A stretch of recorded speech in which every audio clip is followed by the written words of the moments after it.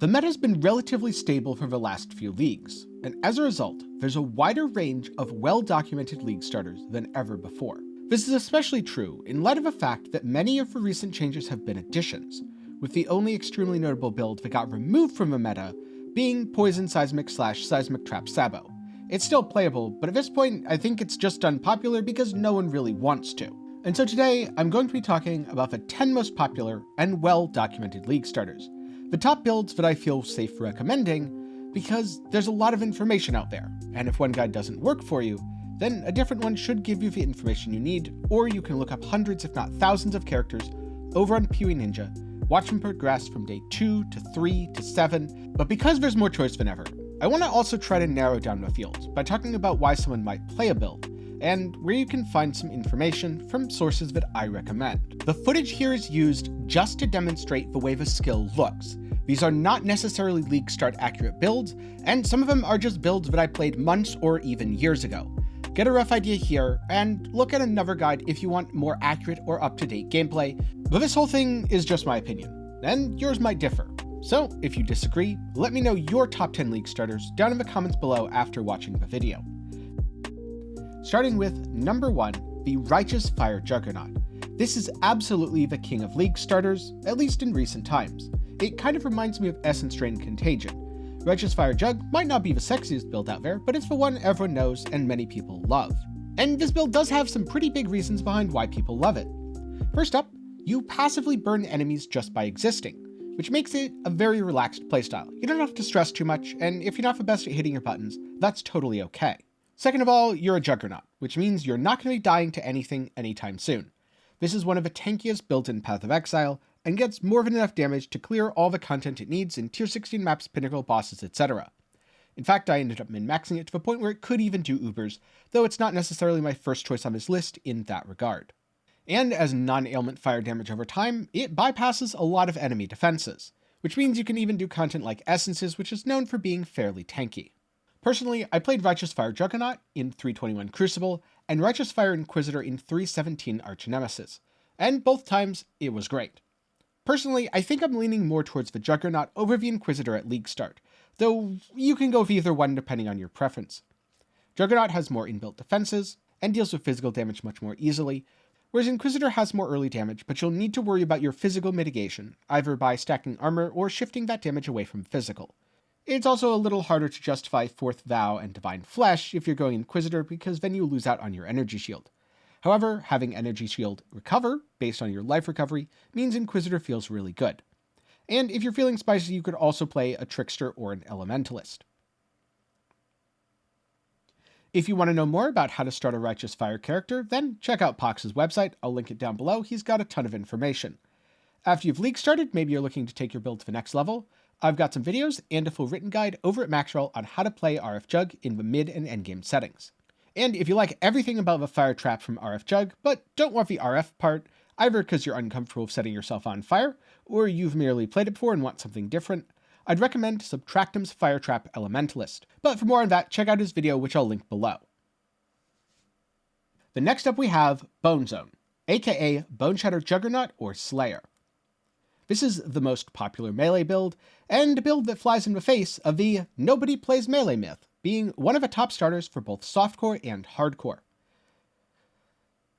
Boneshatter is a very interesting skill, because it scales your damage, and also scales the damage that it does to you, meaning you'll need some solid defenses.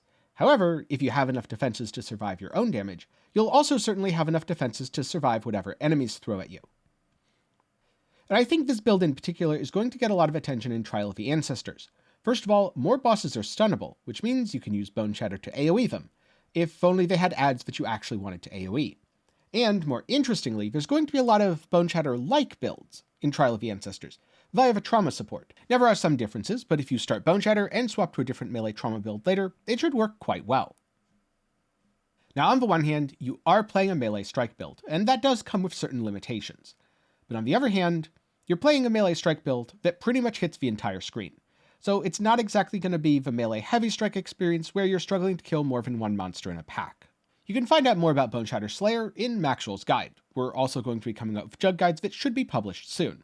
And if you want to ask someone live, I suggest checking out Karn's content.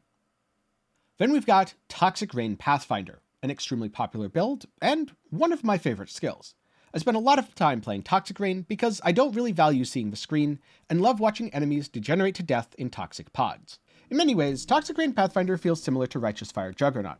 You're able to get a lot of defenses really easily, and you have great damage persistence because it's usually not you doing most of the damage, it's your Mirage Archer or your Ballista, which makes this build ideal for newer players. Plus, if you've ever owned a Mageblood, and you want that Mageblood feeling on League Start, Pathfinder is absolutely the best ascendancy for it. It's not that hard to get permanent uptime on your flasks, which mean that number 1, you can use flasks to cap your resistances, saving a lot of suffixes on gear which you can then shift to damage. Or number 2, you can go for the feels good route and take defensive effects like Taste of Hate or even Progenesis with 100% uptime. Though you're probably not going to get a Progenesis on League Start unless you're very lucky or know exactly how to play. Either way, Pathfinder feels great, and Toxic Rain is a good League Start skill since it scales damage very easily. As non-ailment chaos damage over time, it effectively bypasses a lot of enemies' defenses. If you want to know more about Toxic Rain Pathfinder, check the guide over on Maxroll or drop by Palstron's stream.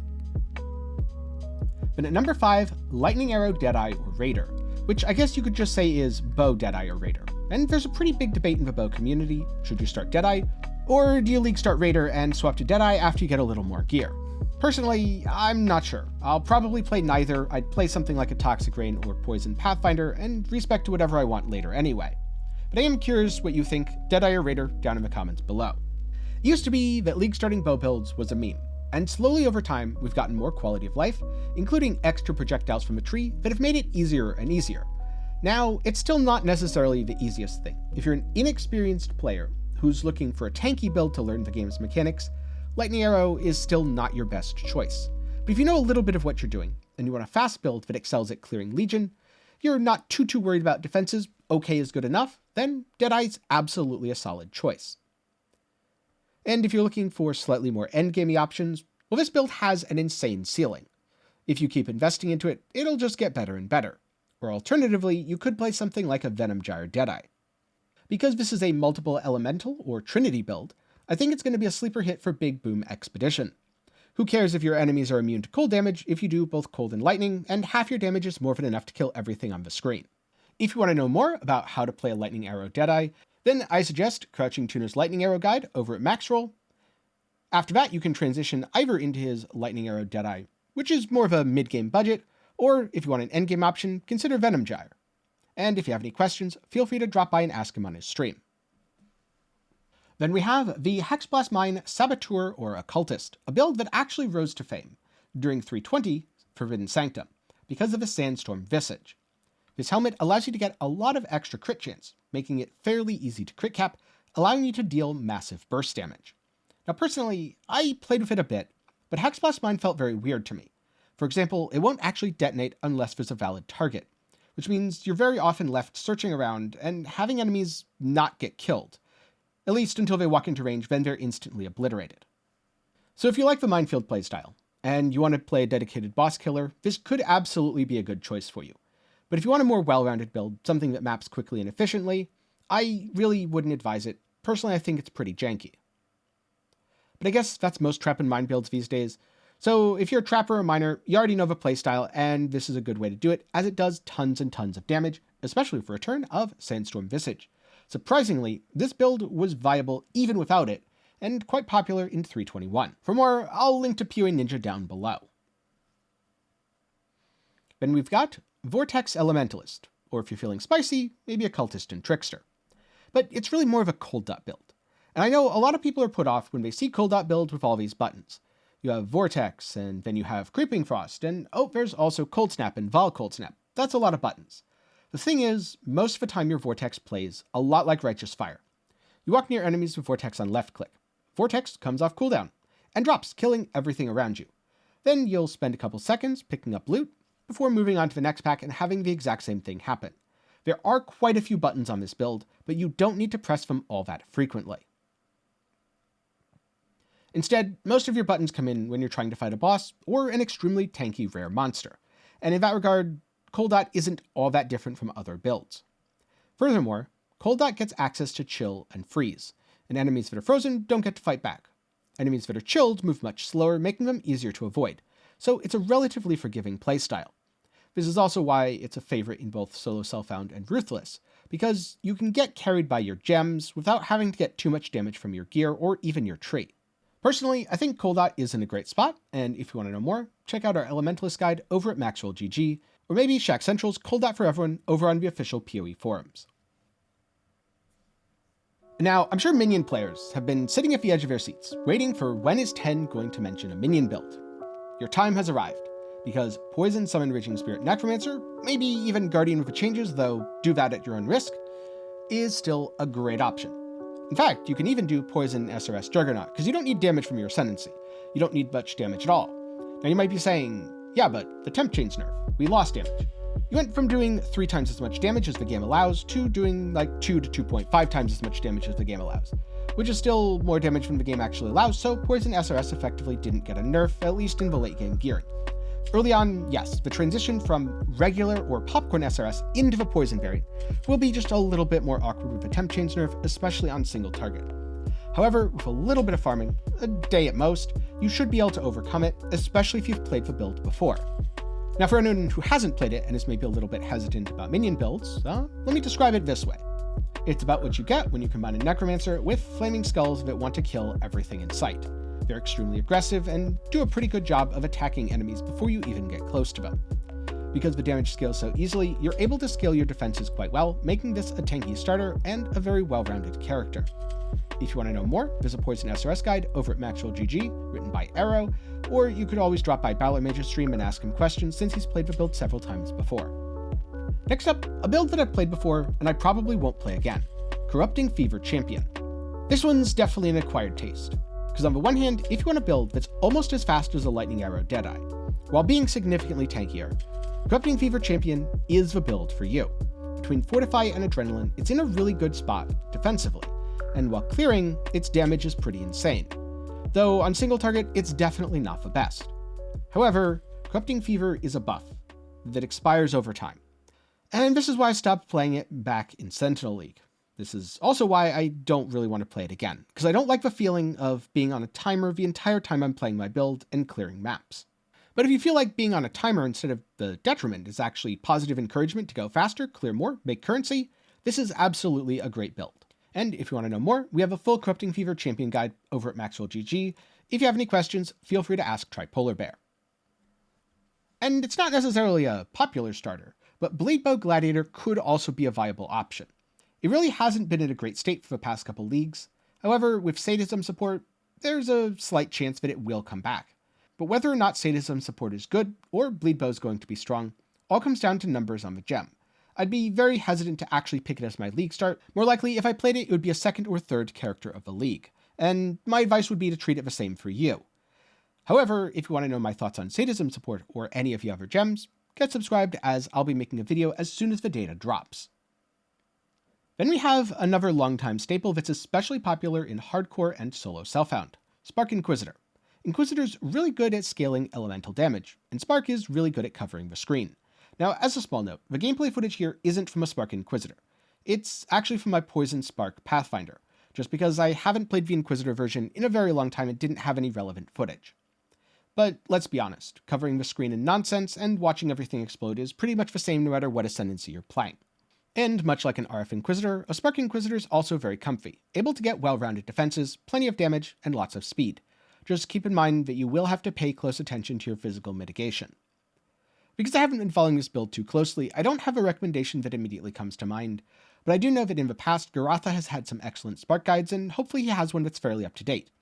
If I can find one, I'll absolutely put it down in the description below, and if not, I'll link to PoE Ninja, where you can look at how people are doing it for yourself.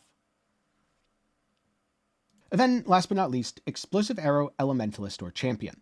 Explosive Arrow is a pretty unique bow skill that stacks a bunch of fuse charges on an enemy, which then explode when you reach 20 or the duration ends.